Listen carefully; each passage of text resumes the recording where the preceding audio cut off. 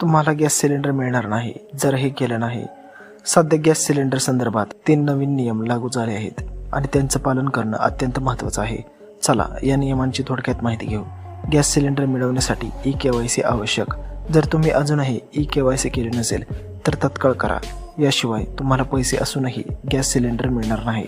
Petroleum मंत्री हरदीप सिंग यांनी सांगितलं की ई-KYC आता गॅस कनेक्शनसाठी अनिवार्य आहे.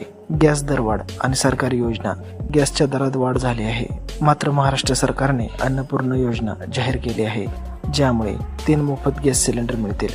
लक्षात ठेवा, याचा लाभ मिळवण्यासाठी गॅस कनेक्शन महिलेच्या नावावर असणे गरजेचे आहे. केंद्र आणि राज्य सरकारकडून सबसिडी. प्रधानमंत्री उज्ज्वला योजनेअंतर्गत तुम्हाला 830 रुपये सबसिडी मिळू शकते. यासाठी तुमचं गॅस कनेक्शन योग्य प्रकारे अपडेट असणं आवश्यक आहे. जर तुम्हाला गॅस सिलेंडरची समस्या टाळायची असेल तर तत्काळ ई-KYC करा आणि नवीन योजनांचा लाभ घ्या.